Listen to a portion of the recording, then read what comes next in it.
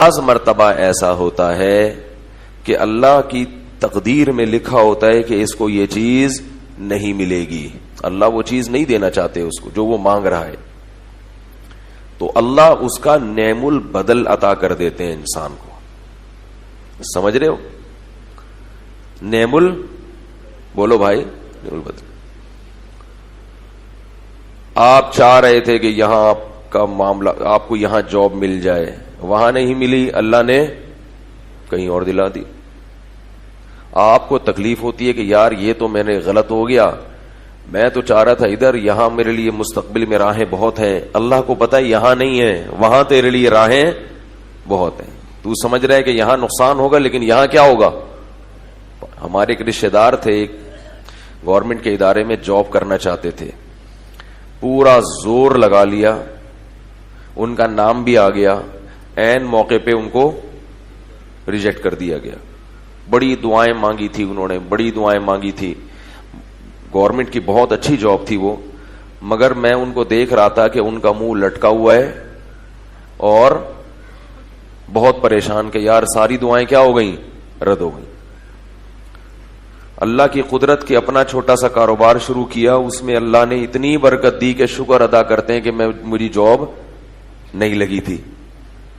تو ایک انداز یہ بھی ہوتا ہے دعا کی، بولو بھائی، قبولیت کا. یہ سب باتیں ان کے لیے ہے جو غیب پر ایمان رکھتے ہیں، اللہ اس کے رسول پر ایمان رکھتے. یہ بھی دعا کی قبولیت کا ایک انداز ہوتا ہے کہ آپ کو وہ چیز نہیں ملی، اس کا کوئی آلٹرنیٹ مل گیا، متبادل مل گیا جو اس سے بھی اچھا تھا. آپ نے شفا کی دعا مانگی مریض کے لیے، مریض کو شفا نہیں ملی، مر گیا، لیکن اللہ نے اس کے بدلے میں اس کو وہاں اچھا ٹھکانہ دے دیا، ایسا ٹھکانہ کہ وہ کہتا کہ شکر ہے میں مزید زندہ نہیں رہا، زندہ رہتا تو کوئی گناہ نہ کر لیتا میں. تو یہ بھی اللہ نے آلٹرنیٹ دے دیا نا، متبادل. صحابہ کرام جب غزوہ احد میں شہید ہوئے ہیں، بہت زیادہ نقصان ہوا ہے، تو اللہ نے فرمایا کہ اس شکست میں ایک مصلحت یہ بھی تھی، وَيَتَّخِذَ مِنْكُمْ شُهَدَاءَ، اللہ تمہیں شہادت کے مرتبے پر فائز کرنا چاہتا تھا، شہادت کی فضیلت دینا چاہتا تھا. یہ بہت بڑی فضیلت ہے اللہ کی نظر میں. تو بعض دفعہ دعا ایسے قبول ہوتی ہے اور بعض مرتبہ دعا ایسے قبول ہوتی ہے کہ جو چیز آپ مانگ رہے ہیں وہ نہیں ملتی، لیکن جو مصیبت آپ پر آنے والی تھی اللہ اس کے بدلے میں اس مصیبت کو آپ سے ٹال دیتے ہیں. آپ کا بیٹا بیمار ہے، آپ دعا مانگ رہے ہیں اللہ اس کو ٹھیک کر دے، ٹھیک کر دے، ٹھیک کر دے. اللہ کے علم میں یہ بات تھی کہ اس کا دوسرا بھی بیمار ہونے والا ہے، اس کو بھی کیا ہونے والی ہے، بیماری. تو پہلا والا تو ٹھیک نہیں ہوا، لیکن دعاؤں کی برکت سے دوسرے سے بیماری کو اللہ نے ٹال دیا. اب ہم چونکہ دیکھ نہیں رہے ہوتے کہ ہم پہ کیا مصیبتیں ٹل رہی ہیں، کون سی پریشانیاں دور ہو رہی ہیں، تو ہم اسی پہ پریشان ہوتے رہتے ہیں، یار میں تو کب سے دعا مانگ رہا ہوں اور انسان ٹھیک ہونے کا نام لے نہیں رہا. اور ایک انداز دعا کی قبولیت کا یہ بھی ہوتا ہے کہ کچھ نہ ہو، وہ دعا آخرت میں ڈپازٹ ہو جاتی ہے.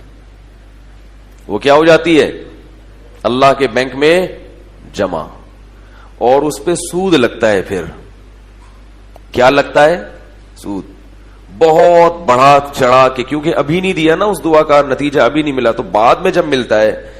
تو اللہ کا اصول ہے کہ اللہ کے پاس کوئی بھی چیز جمع کرائیں گے تو جب بعد میں ملے گی نا تو وہ بڑھا کے ملتی ہے، پھر کم قسطوں پہ چیز ہمیشہ مہنگی ہوتی ہے. تو جب بعد میں ملے گی، اللہ کہتے ہیں یا تو کیش لے لو، اور اگر ادھار پہ چاہیے، بعد میں چاہیے، تو پھر زیادہ دوں گا میں. کئی گنا بڑھا کر وہ آخرت میں اس کا اجر ملے گا. اور جب انسان اپنی آنکھوں سے اس دعا کے اثرات کو دیکھے گا تو وہ کہے گا کہ کاش میری کوئی بھی دعا قبول نہ ہوتی.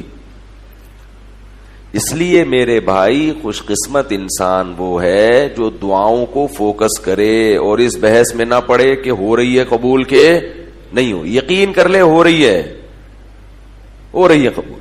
اللہ کی حکمت ہے, مصلحت ہے کہ مجھے اس طرح سے دکھا نہیں رہے, اس کی حکمت ہے, ہم نے مانگنا ہے.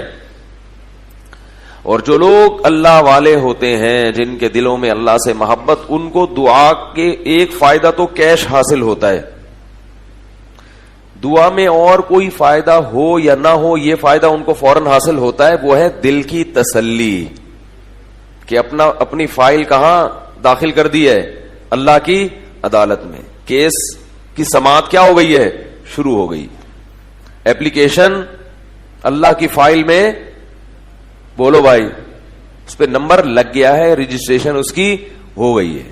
اب کب نمبر آتا ہے, ہمارا جو کام تھا ہم نے وہ کر دیا. لوگ کہتے ہیں نا بھائی میرا کام اٹکا ہوا ہے یار, تم کرنے. آپ کہہ سکتے ہو بھائی میں نے ڈاکومنٹس تمہارے سارے جمع کرا دے, ویزا لگنے کا انتظار ہے بس, ہے بھائی تمہارے سارے ڈاکومنٹس ہم نے جمع کرا دی ہیں, جو ہمارا کام تھا ہم نے وہ کر لیا, اب آرام سے چپ کر کے بیٹھ جاؤ. ہوتا ہے نا ایسے. تو انہیں تسلی ہوتی ہے کہ احکم الحاکمین کے دفتر میں اپنی حاجت کی فائل ہم نے جمع, بولو بھائی, کرا دی ہے. ہمارا جو کام تھا وہ ہم نے کر لیا ہے. تو تسلی, یہ تسلی بہت بڑی چیز ہے. دنیا میں اگر کوئی چیز مارکیٹ سے شارٹ ہے تو وہ تسلی ہے. ہر آدمی اسٹریس میں ہے اور ڈپریشن کا مریض بنا ہوا ہے. سب کچھ ہو کے بھی پریشان ہے, پتہ نہیں کچھ ہو نہ جائے. ایسا خوف جس کی کوئی ریزن نہیں ہے, یعنی سب کچھ ہے مگر پھر بھی ڈر رہا ہے کہ کہیں کچھ ہو نہ جائے. جس شخص کا اللہ پر ایمان نہیں ہوتا, اللہ پہ اعتماد اور توکل نہیں ہوتا, سارے اسباب اور وسائل کے ہوتے ہوئے بھی خوف زدہ ہوتا ہے. اور جس کا اللہ پر ایمان ہوتا ہے, کچھ نہ ہوتے ہوئے بھی اس کو ایک تسلی ہوتی ہے. یعقوب علیہ السلام کی مثال ہمارے سامنے ہے. بیٹا گم گیا, دعائیں مانگتے رہے ساری زندگی, مانگتے رہے, ایک دفعہ بھی مایوس نہیں ہوئے, ذرہ برابری بھی مایوسی. حضرت زکریا علیہ السلام کو جو بڑھاپے میں اولاد ملی ہے, تو کیا آپ یہ سمجھتے ہیں کہ انہوں نے بڑھاپے میں دعا مانگی تھی صرف؟ ظاہر ہے وہ تو ساری زندگی مانگتے رہے ہوں گے نا بھائی. زکریا علیہ السلام کو اولاد کی خواہش تو اسی وقت سے تھی جب سے ان کی شادی ہوئی تھی. اسی وقت سے اولاد مانگ رہے تھے کہ مجھے اولاد چاہیے, مجھے اولاد چاہیے, میرا والی وارث چاہیے, میرا والی وارث چاہیے. لیکن پوری زندگی دعا قبول نہیں ہوئی, مگر آپ مایوس نہیں ہوئے. بھائی ہمارا کام ہے مانگنا, مانگتے رہے مانگتے رہے مانگتے رہے مانگتے رہے. لیکن اللہ کی عادت ہے جب دیر سے قبول کرتا ہے نا, تو پھر میں نے بتایا نا سود بھی لگتا ہے, جو حلال سود ہے سود بھی لگتا ہے. اللہ نے دیر سے قبول کی, مگر پھر ایسا بیٹا دیا جو سب پہ بھاری. کہا کہ پھر ایک بیٹا ملے گا مگر وہ سب پر بھاری ہوگا. ذکر رحمت ربک عبدہ زکریا, پوری سورہ مریم میں اللہ نے حضرت زکریا کا تذکرہ کیا, ابتدا وہاں سے کی. تیرے رب کی اس رحمت کا ذکر ہے جو اس نے اپنے بندے زکریا پر کی. اذ نادا ربہ نداء خفیا, جب انہوں نے اپنے رب کو چپکے سے پکارا. چپکے سے شاید اس لیے پکارا کہ اگر میں سب کے سامنے دعا مانگوں گا تو لوگ مذاق اڑائیں گے کہ بوڑھے کو کیا ہو گیا, بال سفید ہو گئے ہیں, بیوی بانج بھی ہے, بوڑھی بھی ہے, اور اس عمر میں کیا مانگ رہے, اللہ سے دعائیں مانگ رہے. خفیہ, چپکے سے جا کے اللہ سے کہہ رہے. قال رب انی وہن العظم منی واشتعل الرأس شیبا, اے اللہ مجھے پتا ہے میری ہڈیاں بوسیدہ ہو گئیں, مجھے پتا ہے کہ میری ہڈیاں بوسیدہ ہو گئیں, میرے سر کے بال سفید ہو گئے. واشتعل الرأس شیبا ولم اکن بدعائک ربی شقیا, مگر میں تیری رحمت سے مایوس نہیں ہوں, مجھے پتا ہے تو دعائیں قبول کرتا ہے. حبلی من لدنک ولیا, عطا کر دے, گفٹ دے دے, ہبہ کر دے اپنی طرف سے ایک میرا والی وارث. عجیب بات ہے, دعا